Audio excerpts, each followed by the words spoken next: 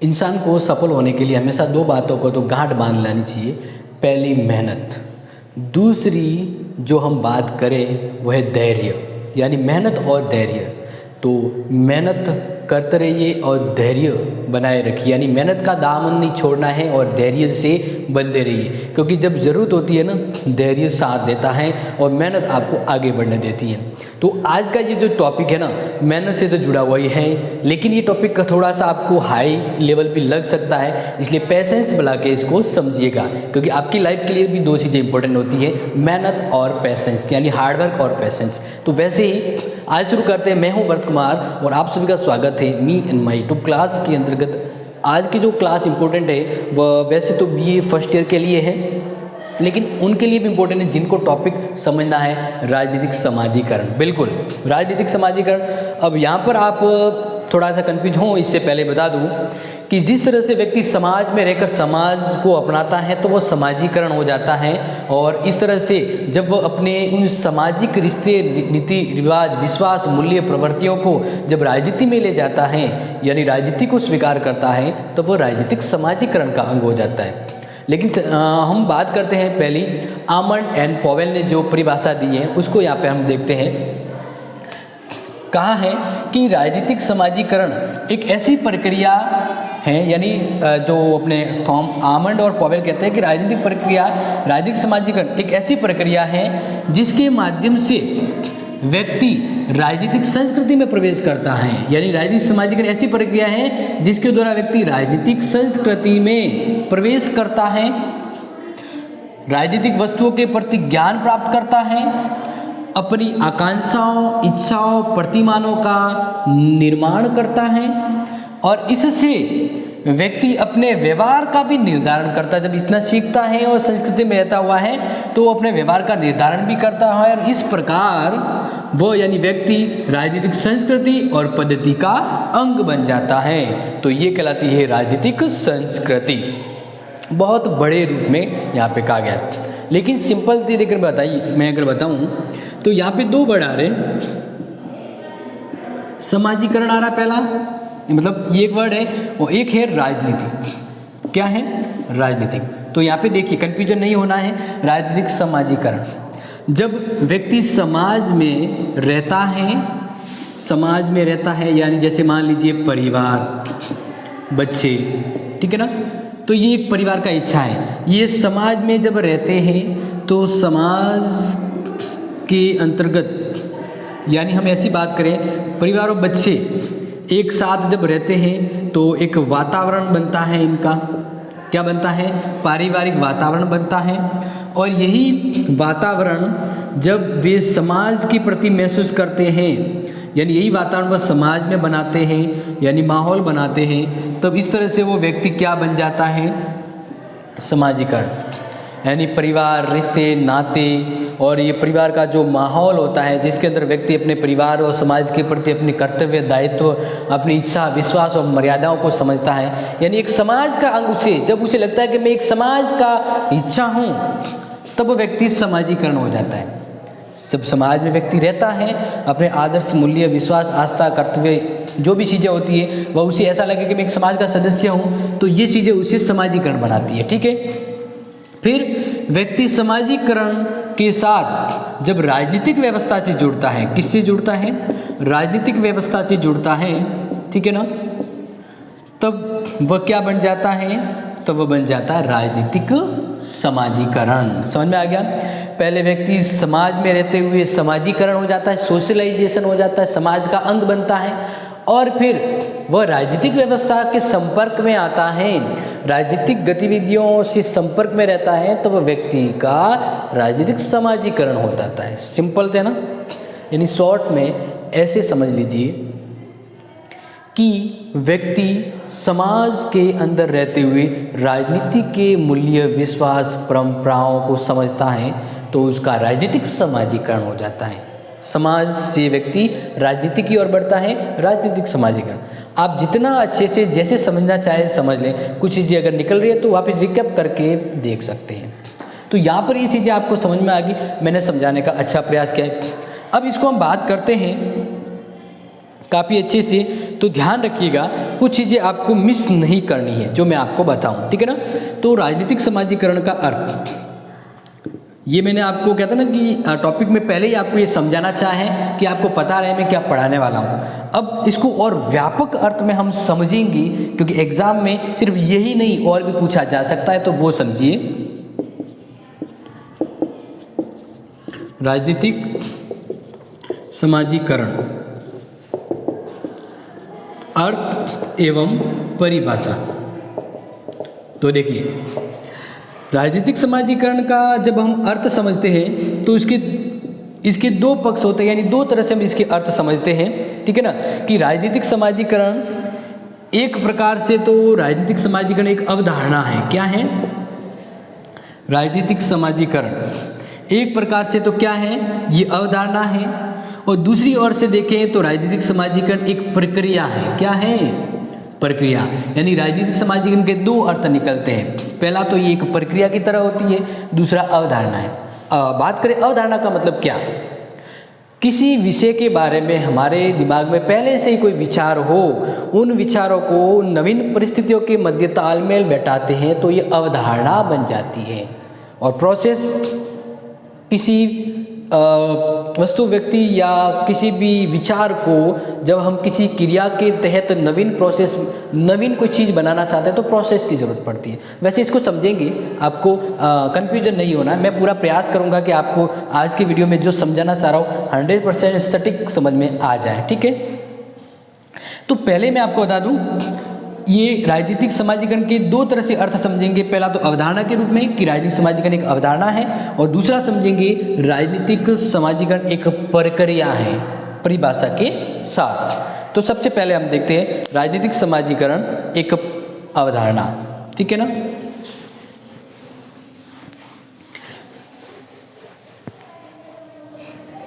ये डेफिनेशन थी, ये डेफिनेशन आप नोट कर लीजिएगा जो मैंने सबसे पहले बोर्ड पे लिखी थी, क्योंकि ये एग्ज़ाम के हिसाब से बड़ा प्रश्न आया तो आपको याद करना है ताकि एग्ज़ाम में अच्छे मार्क्स आ जाए, ठीक है।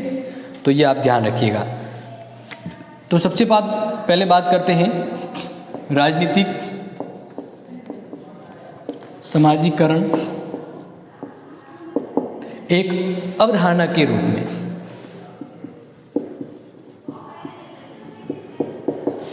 एक अवधारणा के रूप में। तो पहले मैं समझा दूं कि आपके दिमाग में राजनीति की समझ कब से पैदा हुई, कब से आप समझने लगे कोई चीज़ राजनीतिक गतिविधियों से संबंधित है, या कब आप समाज का अंग बन गए।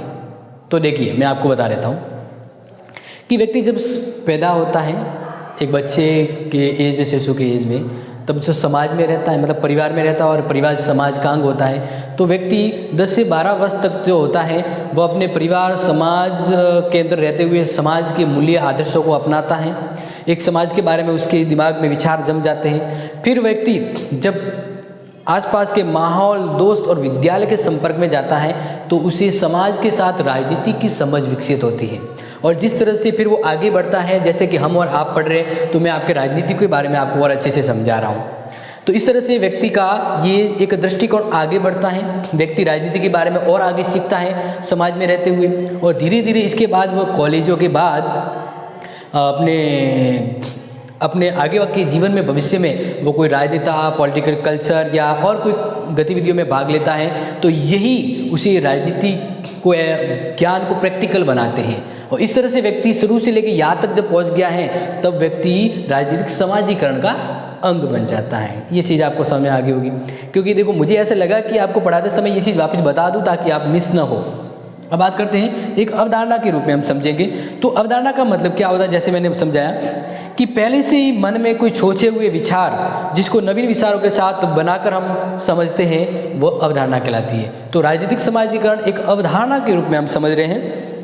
तो ध्यान रखिएगा, मनोवैज्ञानिक, समाजशास्त्र और मानव शास्त्र समाजीकरण से संबंधित और अन्वेषण से संबंधित होते हैं, यानी काफ़ी गहरा संबंध होता है इनका। लेकिन जब इसको हम एज ए इम्पोर्टेंट मान के समझें तो आप ध्यान रखिएगा कि बच्चे, परिवार, आसपास का वातावरण, ये सभी व्यक्ति के दिमाग में एक अवधारणा के रूप में छिपे होते हैं। बच्चे, का परिवार। क्या?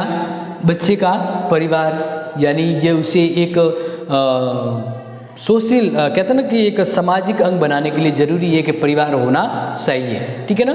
तो बच्चे का परिवार उसे वातावरण एवं समाज से परिचय करवाता है, तब व्यक्ति क्या हो जाता है? समाजीकरण हो जाता है। क्या हो जाता है? समाजीकरण। तो व्यक्ति के दिमाग में ये आ जाता है कि समाजीकरण क्या है? कि समाज में रहना, समाज के रिश्ते नाते निभाना, एक समाज में अपने कर्तव्यों का उत्तरदायित्व करना, ये पहले से सोचता है व्यक्ति।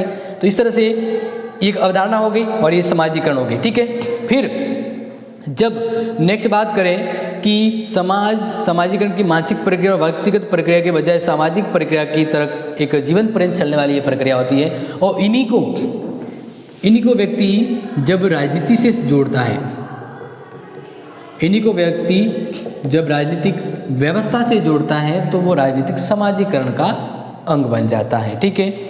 या इसके अलावा अगर मैं बात करूं, एग्जाम में अगर जैसे एक प्रश्न आता है इम्पोर्टेंट, ठीक है ना, तो यहाँ से एक प्रश्न बना लीजिए। जब तक आप ये समझते एक प्रश्न इंपॉर्टेंट यहाँ से बन रहा है कि राजनीतिक समाजीकरण का सबसे पहले विचार किसने दिया, एकदम उन्नत रूप में, श्रेष्ठ रूप में। प्रश्न अगर आ जाए कि राजनीतिक समाजीकरण की अवधारणा को सर्वप्रथम व्यवस्थित रूप में किसने विश्लेषण किया, तो एक प्रश्न काफ़ी इंपॉर्टेंट है। राजनीतिक समाजीकरण को सर्वप्रथम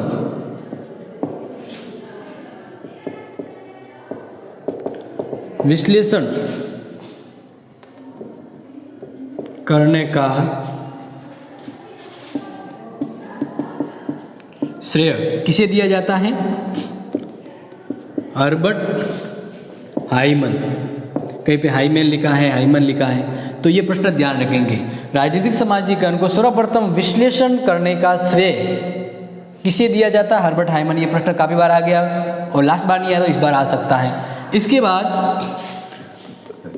राजनीतिक समाजीकरण को और ज़्यादा महत्वपूर्ण बनाने वाले विद्वानों में ध्यान रखेंगे ग्रेबियल, ईस्टन, और ये दो विद्वानों के नाम याद रखें, ठीक है। कि हर्बर्ट हाइमन के बाद इसी विचार को और महत्वपूर्ण बनाने में ग्रेबियल और ईस्टन ने भी योगदान दिया है, ठीक है। नेक्स्ट बात करते हैं कि राजनीतिक समाजीकरण एक अवधारणा के रूप में तो कैसे, तो ध्यान रखिएगा कि राजनीतिक समाजीकरण की अवधारणा का प्रथम विश्लेषण जब इस विद्वान ने किया है, तो इन्होंने कहा है कि राजनीतिक व्यवस्था के संबंध में कुछ अवधारणाओं का होना उसका विकास व्यवस्था के रूप में समाजीकरण का विश्वास उत्पन्न करता है। यानी एक अर्थ में अगर मैं कहूँ तो राजनीतिक समाजीकरण से संबंधित विचार अपनाते हुए नवीन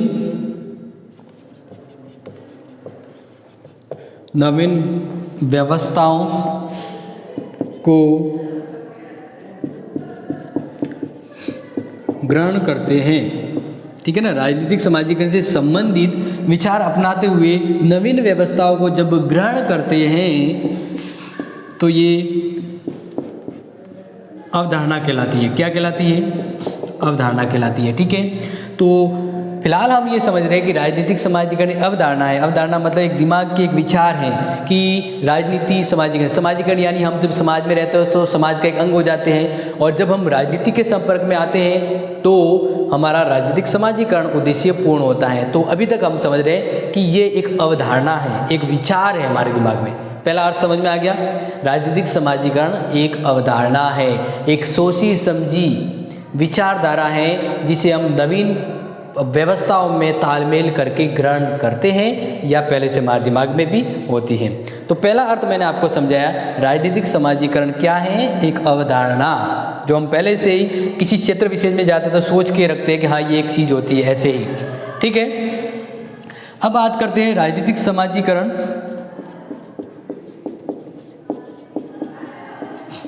राजनीतिक समाजीकरण को अब देख रहे हैं एक प्रक्रिया के रूप में। राजनीतिक समाजीकरण क्या है? एक प्रक्रिया है। अब ये कैसे आप समझें, तो आपको बता देते हैं कि जब हम राजनीतिक समाजीकरण को अपनाते हैं तो हम कुछ आगे बढ़ते हैं।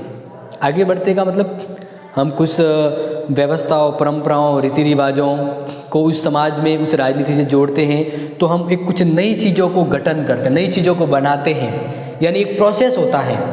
हम आगे जब बढ़ते हैं तो हमारा एक प्रोसेस होता है। हम अपने रीति रिवाज, परंपराओं, मूल्यों, उनको हम किसी नवीन परिवेश में इन्वॉल्व करते तो हम कुछ नया बनाते हैं, एक प्रोसेस करते हैं। तो राजनीतिक समाजीकरण एक प्रक्रिया भी है जिसमें हम पुराने रीति रिवाज, सिस्टम, परंपराएं, आस्थाएं, विचारों को नए सिरे से एक प्रक्रिया के अंतर्गत बनाते हुए आगे बढ़ते हैं। तो एक प्रोसेस के जरिए हम राजनीतिक समाजीकरण को और महत्वपूर्ण समझ पाते हैं। यानी राजनीतिक समाजीकरण एक प्रक्रिया है। आप सोच रहे होंगे सर ये तो ऊपर से जा रहा है। बिल्कुल, शुरुआत में मैंने कहा था धैर्य रखिए, आपको चीज़ें समझ में आएगी। जैसे कि मैंने आपको कहा था कि आप कब समाजीकरण होते हैं, जब परिवार में रहते हैं तब आपके अंदर समाज के लक्ष्य, मतलब समाज की समझ आती है, और समाज में रहते हुए उसके उद्देश्य, नीतियों को अपनाते हैं तो समाजीकरण होते हैं। और जब स्कूल, विद्यालय, कॉलेजों में और आगे के समाज में जब आप जाते हैं तो राजनीति की समझ आपके अंदर आती है। तो ये क्या है? एक प्रक्रिया ही तो हुई ना, कि आप शुरू से स्टार्टिंग धीरे धीरे आगे बढ़ते जाते हैं तो कुछ विश्वास, मूल्य, आस्था और परंपराओं को अपनाते हैं, कोई नया सीखते हैं। तो इस तरह से आपकी ये एक प्रक्रिया है। इस प्रक्रिया के जरिए आप आगे बढ़ते हैं और राजनीतिक समाजीकरण को समझते और आगे अपने उद्देश्यों में पूर्ति करते हैं। तो ये प्रोसेस हुआ कि नहीं हुआ? प्रोसेस समझ में आ रहा है? वापस समझा दिया। भूलना नहीं है मेरे मित्रों और दोस्तों कि जो आपको समझा रहा हूँ बिल्कुल आप अच्छे से ग्रहण कर लीजिए। कोई डाउट है कमेंट कर दीजिए या वापस मुझे पूछ सकते हैं, ठीक है। तो राजनीति से जुड़े विविध पक्षों के प्रति व्यक्तियों के रुख और रवैये, बिल्कुल, या दृष्टिकोण की प्रक्रिया राजनीतिक समाजीकरण कहलाती है। तो ये एक परिभाषा मैं आपको यहाँ पे लिखवा देता हूँ, तो ध्यान रखिएगा। राजनीति से जुड़े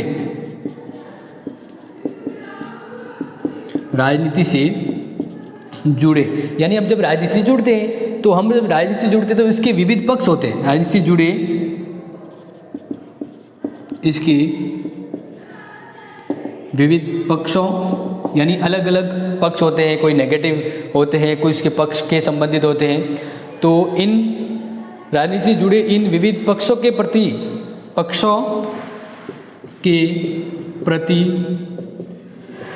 व्यक्ति के रवैये यानी एक व्यक्ति किसी भी राजनीति या किसी भी समाज, किसी भी व्यवस्था में जुड़ता है तो उसका उस व्यवस्था से क्या रवैया है। रवैया का ये रवैये, या हम ये कहते हैं रुख यानी अपनी एक क्या रुख है, उसके प्रति क्या सोच रखते हैं। तो यहाँ पे हम बात करें एवं दृष्टिकोण अपनाने की प्रक्रिया, एवं रुख, या हम एक रुख यहाँ पे थोड़ा आपको कंफ्यूजन लग रहा होगा लेकिन फिर भी मैं समझाऊंगा। रुख एवं दृष्टिकोण यानी नजरिया, दृष्टिकोण बनने की प्रक्रिया क्या कहलाती है?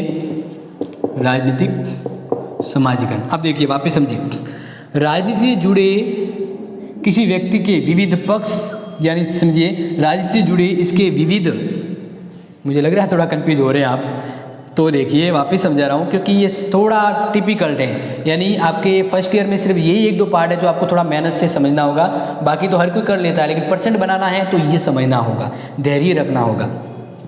तो राजनीति से जुड़े इसके विविध पक्ष, यानी राजनीति के लेकिन विविध पक्ष कौन कौन से होते हैं, जैसे आर्थिक, सामाजिक और भी विभिन्न पक्ष होते हैं इसके। तो राजनीति से जुड़े इनके विविध पक्षों के प्रति व्यक्ति क्या रवैया रखता है, व्यक्ति क्या सोचता है, व्यक्ति इसके प्रति क्या रुख रखता है। इन रुख के वजह से व्यक्ति के दिमाग में एक नज़रिया बनता है। क्या बनता है? नज़रिया। उन नज़रियों की बनने की प्रक्रिया को राजनीतिक समाजीकरण कह रहे हैं। समझ में आ गया? राजनीति से जुड़े विभिन्न अलग अलग पक्ष होते हैं, तो व्यक्ति उन पक्षों के प्रति क्या नज़रिया, क्या रुख रखता है और क्या दृष्टिकोण बनाता है। तो ये जो दृष्टिकोण उसका बनता है उस राजनीतिक गतिविधियों में, यही राजनीतिक समाजीकरण है एज अ प्रक्रिया के रूप में आपको समझाया। किस रूप में? प्रक्रिया के रूप में। तो जैसा कि आप यहाँ तक समझ गए होंगे कि राजनीतिक समाजीकरण एक अवधारणा है और एक प्रक्रिया है।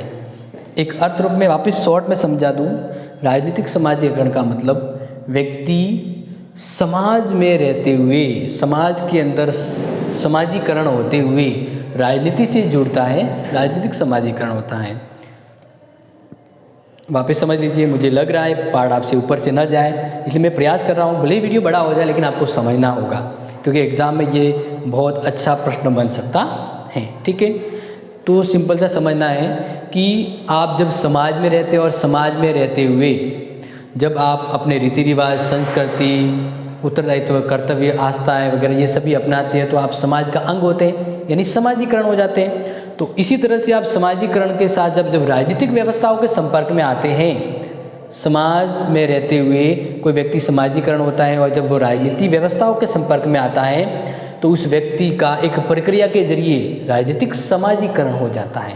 ये हो गई प्रक्रिया, समझ में आ गया। अब बात करते हैं नेक्स्ट, राजनीतिक समाजीकरण की विशेषता। यहाँ तक तो आपको समझ में आ गया।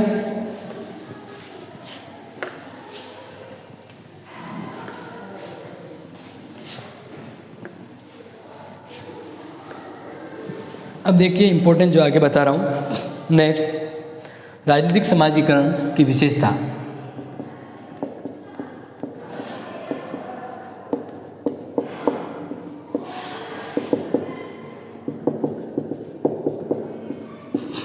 ठीक है ना, राजनीतिक समाजीकरण की विशेषता को समझना है। तो जैसा कि मैंने आपको समझाया कि राजनीतिक जीवन मूल्यों, आदर्शों आदि के प्रति व्यक्ति का जो ज्ञान, व्यवहार होता है, वही व्यक्ति को राजनीतिक समाजीकरण के आगे की गतिविधियों में भाग लेने का मौका देता है। यानी समाज में रहते हुए समाजीकरण हो जाता है, और राजनीति में जब वह जाता है तो राजनीतिक समाजीकरण हो जाता है। सिंपल थिंग्स है, कोई ज़्यादा कन्फ्यूजन वाला नहीं है। तो पहला विशेषता है इसकी, देखते हैं कि राजनीतिक समाजीकरण क्या है। इसकी विशेषता पहले आपको और अच्छे से समझा देगी। तो पहला है राजनीतिक समाजीकरण एक मनोवैज्ञानिक प्रक्रिया।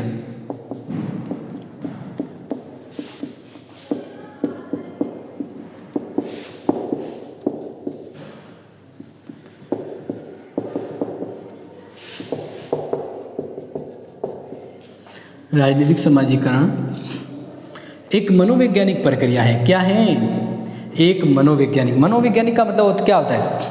मन मस्तिष्क के अंदर कोई भावना, विचार एक साथ आपके दिमाग में जब ग्रहण होते हैं तो ये मनोवैज्ञानिक कहलाते हैं। ठीक है, अब यहाँ पे आप समझिए कि व्यक्ति समाजीकरण हो गया। कैसे पता लगा? व्यक्ति ने अपने मन में, मस्तिष्क में ये धारण कर लिया कि मैं समाज में रह रहा हूँ, समाज का काम कर रहा हूँ, तो इसलिए मैं समाजीकरण हो गया। और इस तरह से मैं समाज में रहते हुए राजनीति के लिए भला कर रहा हूँ, राजनीतिक गतिविधियों में भाग ले रहा हूँ, तो व्यक्ति राजनीतिक समाजीकरण हो गया। ये हुआ कैसे? वो अपने विचारों में ये सोच रहा है। कोई कहता मैं राष्ट्रपति बन गया, मैं ये बन गया, वो बन गया, ये बिल्कुल बनते जरूर है, लेकिन उसके दिमाग में भी तो एक विचार उत्पन्न होता है ना। तो एक व्यक्ति की मस्तिष्क, मन मस्तिष्क में और अपने फीलिंग्स से जब वो व्यक्ति ये महसूस करता है कि मैं ये बन गया, ये कर रहा हूँ, तो इसी तरह राजनीतिक समाजीकरण भी एक मनोवैज्ञानिक प्रक्रिया है। ये हकीकत में हो रहा है ऐसा उसे महसूस होता है। तो राजनीतिक समाजीकरण क्या है? एक मनोवैज्ञानिक प्रक्रिया है। व्यक्ति मन मस्तिष्क, ठीक है ना, ध्यान रखिएगा, ये प्रक्रिया मनुष्यों के मन मस्तिष्क और उसके विचार और भावनाओं से जुड़ी होती है।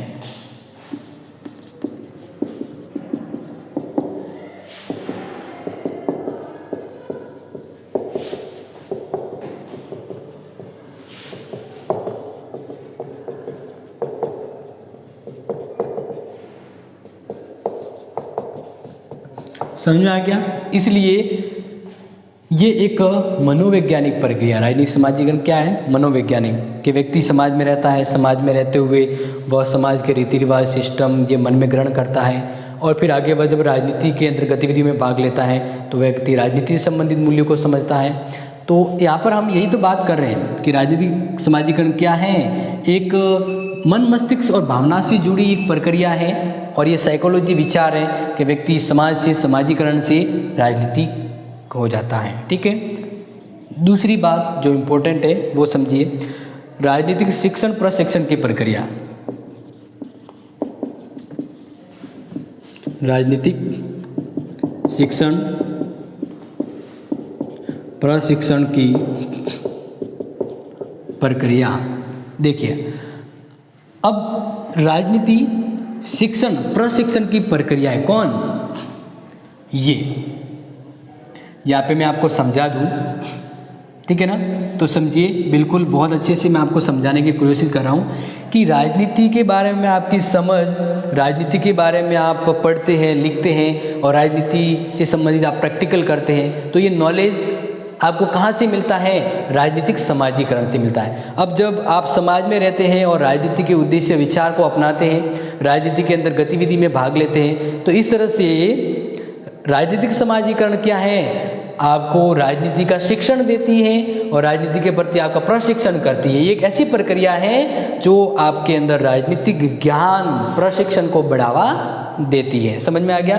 तो राजनीतिक समाजीकरण की क्या विशेषता है कि यह एक प्रक्रिया है जो आपको राजनीति और समाजीकरण का प्रशिक्षण प्रदान करती है, सिखाती है और उससे संबंधित आपको योग्यशील बनाती है। तो ये चीज़ आपका दूसरा विशेषता का पॉइंट क्लियर होता है। बात करते हैं तीसरा, राजनीतिक समाजीकरण निरंतर यानी कंटिन्यू। राजनीतिक समाजीकरण निरंतर एवं गतिशील प्रक्रिया।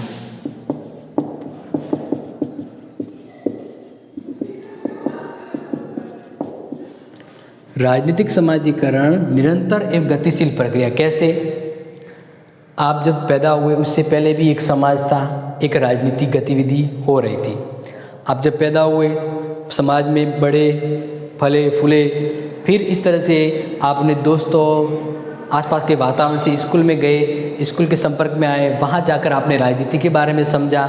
तो राजनीति तो पहले से मौजूद थी। इस तरह से आप जैसे आगे बढ़ते जा रहे हैं, आप बदले, आपका वातावरण बदला, समाज बदला, तो राजनीतिक गतिविधि भी बदलती रही। यानी राजनीतिक समाजीकरण क्या है? निरंतर लगातार एक गतिशील प्रक्रिया है ये। जैसे आप समय के अकॉर्डिंग बदलते हैं, राजनीति भी बदलती है, समाज भी बदलता है। तो इसलिए जब आप आगे बढ़े, आपके अंदर विकसितता बढ़ती गई, आप परिवार से, स्कूल से, कॉलेज से एक समाज के अंतर्गत आप नेता मंत्री संतरी बने, तो अब आप राजनीति, समाज और राजनीति को साथ में लेकर आगे बढ़ रहे हैं। तो ये गतिशील हुआ कि हुआ नहीं, परिवर्तन हुआ कि नहीं हुआ आपके जीवन में? तो ऐसे ही राजनीतिक समाजीकरण निरंतर हमेशा गतिशील प्रक्रिया है, हमेशा बढ़ रही है। आप नहीं थे तब भी समाज था, तब भी राजनीतिक गतिविधियाँ हो रही थी, आप हैं तो भी हो रही है और इस तरह से आगे बढ़ रही है। तो राजनीतिक समाजीकरण क्या है? निरंतर गतिशील प्रक्रिया है, एक प्रोसेस है जो कंटिन्यू चलता रहता है। समझ में आया कि नहीं आया? आगे बात करते हैं नेक्स्ट विशेषता का, नेक्स्ट पॉइंट जो आपको और अच्छे से क्लियर कर देगा कि राजनीतिक समाजीकरण अत्यधिक विस्तारपूर्ण प्रक्रिया और धारणा है।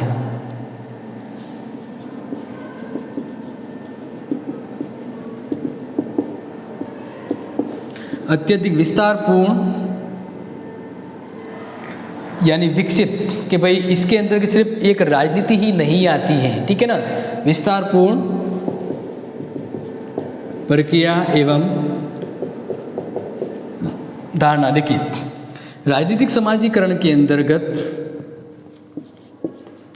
राजनीतिक,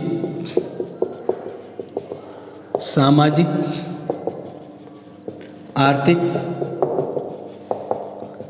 सांस्कृतिक तत्व सम्मिलित होते हैं। तो इस तरह से अगर देखें तो यह राजनीतिक समाजीकरण एक विस्तारपूर्ण व्यापक प्रक्रिया है कि व्यक्ति जब समाज में रहता है तो वो सामाजिक गतिविधियों में भाग लेता है। इस तरह समाज में उसके ऊपर आर्थिक और सांस्कृतिक प्रभाव तत्व है वो प्रभाव डालते हैं और इस तरह से वो राजनीतिक गतिविधियों का भी अंग बनता है। तो राजनीतिक समाजीकरण सिर्फ एक संक्षिप्त विचारधारा नहीं है, एक संक्षिप्त धारणा नहीं है। राजनीतिक समाजीकरण अपने आप में बहुत ही अत्यधिक विकसित और क्या कहते हैं विस्तारपूर्ण ये धारणा है, जिसके अंदर व्यक्ति की आर्थिक, सामाजिक, राजनीतिक और सांस्कृतिक मूल्य भी जुड़े होते हैं। व्यक्ति जब समाजीकरण होता है तो सिर्फ समाज का अंग नहीं होता है, वह उसमें जुड़े हुए उसके समाज के मूल्य, सांस्कृतिक रिवाज, धर्म और राजनीतिक मूल्यों को वो समझता है। तो यानी राजनीतिक समाजीकरण एक विस्तारपूर्ण प्रक्रिया है जिसे व्यक्ति समझता है तो इन तत्वों को ग्रहण करते हुए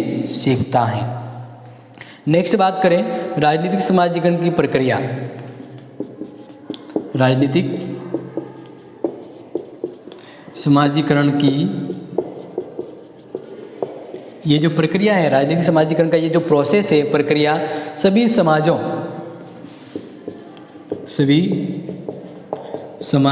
एवं राज व्यवस्थाओं में,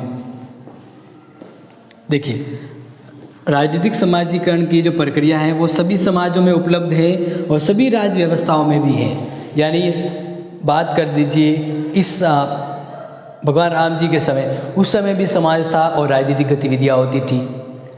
इसके बाद आ जाते हैं हम कि कौरवों के समय भी समाज और राजनीतिक गतिविधियाँ हुआ करती थी, राजनीतिक समाजीकरण प्रक्रिया चलती थी। इसके बाद राजा महाराजाओं के समय भी होती थी, अंग्रेज़ों के समय भी यही व्यवस्था थी, राजनीतिक समाजीकरण, और उस तरह से एक विचार मंथन प्रक्रिया आगे बढ़ती गई। आज हम है तो भी राजनीतिक प्रक्रिया होती रही है, ठीक है ना। यानी अगर हम बात करें तो राजनीतिक समाजीकरण जीवन पर्यंत चलने वाली प्रक्रिया, जैसा कि इसमें भी कहा गया है निरंतर। तो राजनीतिक समाजीकरण क्या है? जीवन पर्यंत चलने वाली प्रक्रिया है ये, ठीक है ना। इस तरह से ध्यान रखिएगा, क्योंकि हम नहीं थे तब भी समाज और समाजीकरण प्रक्रिया चल रही थी। हम हैं तो भी राजनीतिक समाजीकरण प्रक्रिया चल रही है, हम नहीं रहेंगे तो भी राजनीतिक प्रक्रियाएं रहेगी। हर देश, हर शासन, हर राज्य व्यवस्था में राजनीतिक समाजीकरण हो रहा है और ये प्रक्रिया निरंतर गतिशील और हर समाज में उपलब्ध होती हैं। तो ये इसकी विशेषता है कि राजनीतिक समाजीकरण क्या है, हर समाज और व्यवस्थाओं में उपलब्ध होता है। तो लास्ट पॉइंट देख लेते हैं, उद्देश्यपूर्ण और मूल्यों से जुड़ी हुई अवधारणा।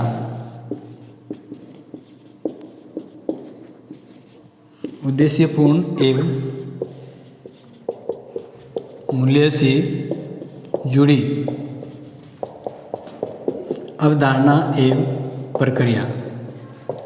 देखिए राजनीतिक समाजीकरण क्या उद्देश्यपूर्ण है, यानी ये राजनीतिक समाजीकरण, समाज का समाजीकरण हो रहा है और समाजीकरण से राजनीतिकरण हो रहा है। क्यों हो रहा है? क्योंकि किसी न किसी उद्देश्य की वजह से हो रहा है। व्यक्ति समाज में आ रहा है तो वो समाज का अंग बनेगा और उसे राजनीति के अंदर कोई अच्छा करने लायक उसे बनाना है तो उसका राजनीतिकरण भी होना चाहिए।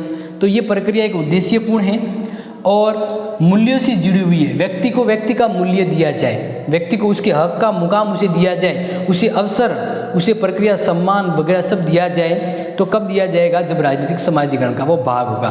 तो राजनीतिक समाजीकरण एक उद्देश्यपूर्ण और मूल्यों से जुड़ी एक अवधारणा है, दिमाग में सोची समझी चाल की तरह आगे बढ़ती है और एक प्रोसेस है जो व्यक्ति जब उस परिवेश में आता है तो राजनीति और समाज से जुड़े मूल्यों को सीखता, समझता है और अपने अंदर बना कुछ विचारों को बनाता है और प्रोसेस को आगे बढ़ाता है। तो राजनीतिक प्रक्रिया एक अवधारणा भी है और एक प्रोसेस भी है। तो क्या आज की क्लास आपको समझ में आ गई? हो सकता है थोड़ा टफ हो, लेकिन मैंने कहा शुरुआत में कहा था कि मेहनत और पेशेंस रखिए, आपको सफलता अवश्य मिलेगी। तो आज के इस टॉपिक से आपको ये चीज़ें समझते हुए इसको तैयार करना है। आगे वाले इसकी नेक्स्ट पार्ट में आगे वाला जो काफ़ी इजी है, सेकंड पार्ट में काफ़ी सिंपल थिंग्स जो पढ़ेंगे। जो हार्ड था वो यही था, इसको समझ लीजिएगा और नोट कर दीजिएगा। अच्छा लगा है तो वीडियो आपको शेयर भी कर लीजिएगा। Thank you and have a nice day.